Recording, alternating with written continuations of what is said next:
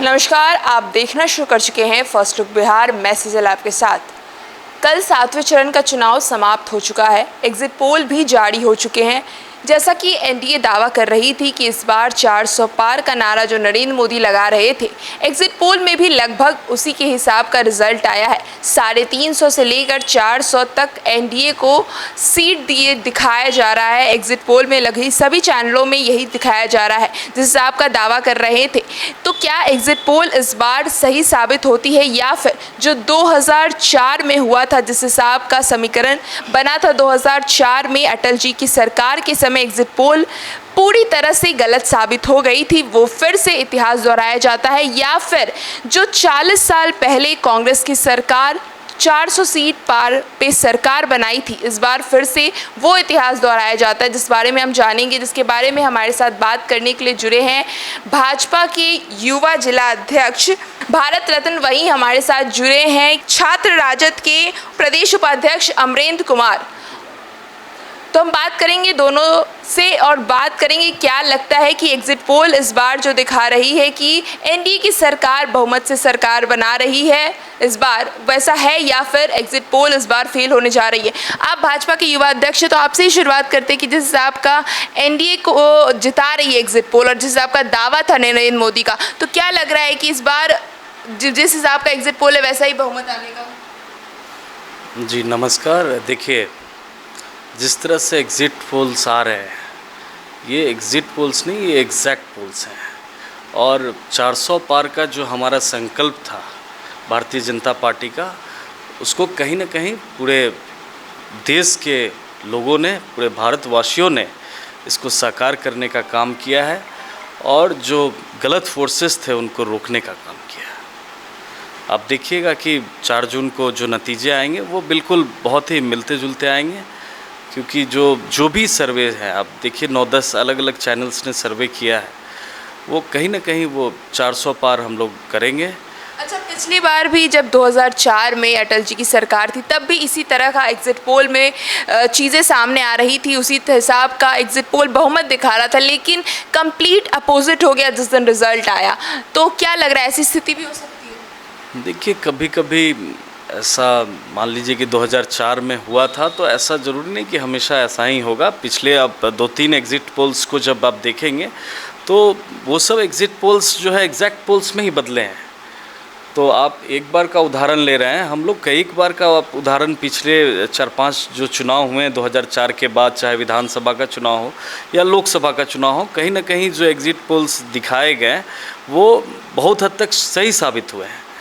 तो ये जो है, ये हम लोगों का विश्वास है और नरेंद्र मोदी जी की गारंटी है कि लोगों ने जिस गारंटी में विश्वास किया है वो देश के साथ है, और देश का जो विश्वास है आप समझिए नरेंद्र मोदी जी के साथ है। अच्छा, आप छात्र राजद के उपाध्यक्ष हैं, तो आपसे भी जानेंगे, क्योंकि तेजस्वी जी ने कल ही चुनाव खत्म होते ही खड़गे जी को दिया था कि बिहार में 29 सीट पे इंडिया गठबंधन जीतती नजर आ रही है। वहीं जो एग्जिट पोल है वो कहीं कुछ और ही दिखा रही है, वो एनडीए की बहुमत दिखा रही है। जी नमस्कार। आपके फर्स्ट लुक बिहार के चैनल और फर्स्ट लुक बिहार चैनल के जो दर्शक हैं, ऑडियंस है, उन सभी का हार्दिक अभिनंदन, नमस्कार। ये देखिए, ये एग्जिट पोल कभी एग्जैक्ट पोल नहीं हो सकते हैं। एग्जिट पोल हमेशा अनुमान लगाया जाता है, कभी 2000 कभी 1000 व्यक्तियों पर ये प्रयोग किया जाता है। हो सकता है कहीं भाजपा के ही पदाधिकारी के पास वो फ़ोन पकड़ लिया हो। तो जैसा कि आपने देखा होगा कि 2004 में ये एग्जिट पोल कैसे फेल्योर हो गई। ये एग्जिट पोल वाले ये बंगाल में कैसे भारतीय जनता पार्टी की सरकार बना रही थी, दिल्ली में भी कैसे भारतीय जनता पार्टी की सरकार बना रही थी, कहाँ चली गई, बिहार में भी किस तरह से दिखाया जा रहा था, कहाँ चली गई, झारखंड में कैसे दिखाया जा रहा था, मध्य प्रदेश में कैसे दिखाया जा रहा था। तो ये एग्जिट पोल जो है हमेशा फेल्यूर साबित होता रहा है और अधिकतम एजेंसियां जो है सरकार के अधीन में है। तो मुझे लग रहा है, मुझे क्या पूरी बिहार की जनता को यही लग रहा है, देश की जनता को यही लग रहा है कि एग्जिट पोल में कहीं ना कहीं गड़बड़ियाँ हैं। और जो तेजस्वी जी के जो ये जो काम करने का जो तरीका था, 17 महीने का जो काम था, जो 5 लाख नौकरी देने का काम था, स्वास्थ्य, शिक्षा और खेल के क्षेत्र में जो बढ़ावा देने का, आईटी के क्षेत्र में जो बढ़ावा देने का काम हुआ था, उस पर युवा, छात्र और बेरोजगार और महिलाओं को जो 1 लाख सालाना देने की बात आ रही थी, इन सारे चीज़ों पर जम कर के देश की जनता ने इंडिया अलायंस के पक्ष में मतदान किया है और ये आने वाले आपको 4 जून को आपको देखने को मिल जाएगा। अच्छा, जैसा कि उन्होंने कहा कि जिस हिसाब से तेजस्वी ने काम किया बिहार में, जिस हिसाब से बिहार में काम हुआ, वही नरेंद्र मोदी इस बार पहली बार बिहार में रोड शो करने को मजबूर हुए थे। तो क्या लगता है कि बिहार में कहीं ना कहीं एनडीए कमज़ोर दिखी नरेंद्र मोदी को, जिस कारण से उन्हें विभिन्न लोकसभा में सभाएं भी करनी पड़ी, वहीं पटना में रोड शो करना पड़ा? देखिए, माननीय प्रधानमंत्री जी अगर देश के प्रधानमंत्री हैं तो वो पूरे बिहार में अगर जितना भी सभाएं हुआ है, इसमें राहुल गांधी जी को तो कोई रुका नहीं था सभा करने के लिए।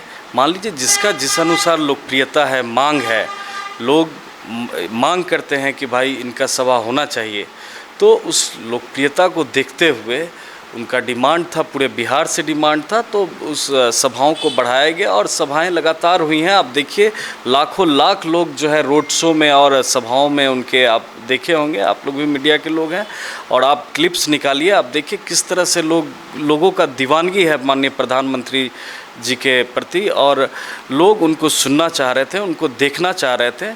तो कहीं ना कहीं बिहार भाजपा ने अपना एक डिमांड रखा था, जिस पे जो है प्रधानमंत्री कार्यालय से सहमति मिली और प्रधानमंत्री जी पूरे बिहार का, मान लीजिए ठीक है, जितना भी सभाएं उन्होंने किया है, तो ये उनका जो लोकप्रियता था, उनका जो मांग था, लोगों के बीच में ज़मीन पे जाने का उनका एक संकल्प था, वो गए सभी लोगों के बीच में और अपने बातों को उन्होंने, आप देखिए, बहुत अच्छे से रखा है। अच्छा, ऐसे प्रदेश प्रवक्ता, जब इलेक्शन के तौर पे आप ज़मीन स्तर पे जाते थे तो लोग किन मुद्दों पर एनडीए को वोट दे रहे थे? देखिए, जो भी मुद्दा है ये राष्ट्र हित का मुद्दा है, चाहे धारा 370 हटाने का बात हो, 35A को उखाड़ फेंकने का बात हो, या देश के सुरक्षा का सवाल हो, या देश को विकसित भारत बनाने का सवाल हो, देश का जो है डंका पूरे विश्व में बजे, इसका सवाल हो, तो कहीं ना कहीं देखिए माननीय प्रधानमंत्री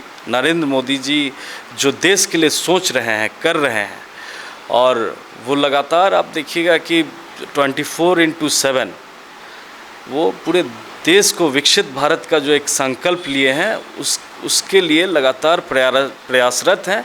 और भारत के लोग भी, भारत की जनता भी यही चाहती है कि हमारा भारत जो है वो विकसित भारत होके उभरे, और देश में जो है अभी हम लोग 5वें नंबर की अर्थव्यवस्था है, और 2024 का जो चुनाव हुआ है उसमें कहीं ना कहीं हमारा ये था कि हम 3रे नंबर के अर्थव्यवस्था होके उभरेंगे 2029 तक। और आगे जो है विकसित भारत का जो संकल्प है, इसको पूरा करने के लिए पूरे देश के लोगों ने एक साथ होके भारतीय जनता पार्टी और एनडीए गठबंधन के साथ खड़े हो गए हैं, जिसका आप देखिएगा कि नतीजा बहुत जल्दी 4 जून को आप शाम तक सब कुछ क्लियर रहेगा। एक दिन ही शेष बचे हैं। जिस राष्ट्रवाद की बात करते हैं तो आप इन भारत रत्न जी से को बताना चाहिए कि जब राष्ट्रवाद धारा 370 राष्ट्रवाद के आड़ में 370 धारा हटाने की बात करते हैं, तो 370 हटाने वाले जगहों पर इन्होंने अपनी पार्टी को, कैंडिडेट्स को क्यों नहीं उतारा, और वहाँ माननीय प्रधानमंत्री जी ने चुनाव प्रचार करने क्यों नहीं गए, वहाँ माननीय प्रधानमंत्री जी ने मणिपुर में क्यों नहीं गए। ये तो जिस हम राष्ट्रवाद की बात करते हैं, उस राष्ट्रवाद में अभी तक जितने आतंकी पकड़े जाते हैं, हिंदू आतंकवादी पकड़े जाते हैं, वो भारतीय जनता पार्टी से ही तार क्यों जुड़े रहते हैं, ये तो बताना चाहिए और प्रधानमंत्री को भी बताना चाहिए। और जितने भी भारतीय जनता पार्टी के बड़े नेता हैं उनको इस बात की सफाई देनी चाहिए। अगर नहीं देती है तो देश की जनता यही जानेगी कि भारतीय जनता पार्टी की तार कहीं ना कहीं ये इन आतंकवादियों से ज़रूर जुड़ी रहती है, और आतंकी हमले ये भारतीय जनता पार्टी ही कराती है जब चुनाव के फायदे के लिए। इसमें आपका क्या कहना है? उन्होंने कहा, एक बड़ी बात कह दी, इल्ज़ाम लगा दिया कि जहाँ पर 370 धारा हटी है, वहीं पर जहाँ पर मतलब जिन जगहों पर 370 धारा हटी है, वहीं साथ ही साथ वहाँ प्रचार करने क्यों नहीं कर रहे नरेंद्र मोदी? नहीं, देखिए 370 जो हटाने का जो फैसला था, ये केंद्र सरकार का था, नरेंद्र मोदी जी का फैसला है। और उसके बाद जो है किसी भी चीज़ को जब आप एक नए तौर तरीके से कीजिएगा तो धीरे धीरे उस चीज़ को डेवलप करने में उसमें थोड़ा समय लगता है। अब अचानक से आप चाहिएगा कि हर चीज़ को मतलब एक रूट पे ही सब कुछ को डाल दिया जाए तो ठीक है। अभी लगभग 2-2.5 साल हुए हैं 370 को हटे हुए, और जो ग्राउंड्स पे जो काम चल रहा है उसके अनुसार आने वाले दिनों में आप देख सकते हैं कि जो पीस का माहौल होगा, और माहौल है भी। आप देखिए लाल चौक पे कभी झंडा फहराया गया था क्या? अभी आप देख सकते हैं राष्ट्र का जो ध्वज है वो बहुत ही मतलब गौरवान्वित करता है पूरे भारत के लोगों को कि लाल चौक पे, जहाँ पे आप लोग कभी खड़ा भी नहीं हो सकते थे, वहाँ पे लोग अभी वीडियोस बना रहे हैं, वहाँ पे लोग रात में जा रहे हैं, आइसक्रीम खा रहे हैं, वहाँ पे राष्ट्र का जो है ध्वज लहरा रहा है। तो बहुत सारा काम हुआ है राष्ट्र के लिए, और ये सब लोग जानते हैं कि कौन लोग राष्ट्रहित में बात कर रहे हैं और कौन लोग जो है घुसपैठियों की बात कर रहे हैं। तो ये बहुत हम लोगों को बताने की ज़रूरत नहीं है। आप देखिएगा ये रिज़ल्ट्स जो है ये कहीं ना कहीं पूरा क्रिस्टल क्लियर कर देगी 4 जून को कि क्या सही है, क्या गलत है, क्या देश हित में है, और आप देखिएगा क्या जनता चाहती है।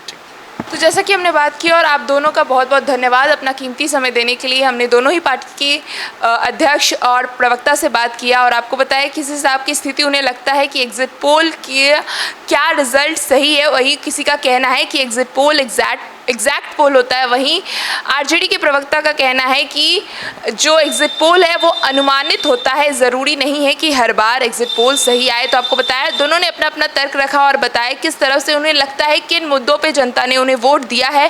अब सारा मामला 4 तारीख को क्लियर खुद ब खुद हो जाएगा। तो इस खबर में बस इतना ही, और खबरों के लिए बने रहिए हमारे साथ। हमारे फेसबुक चैनल को लाइक कीजिए, हमारे यूट्यूब चैनल को सब्सक्राइब कीजिए।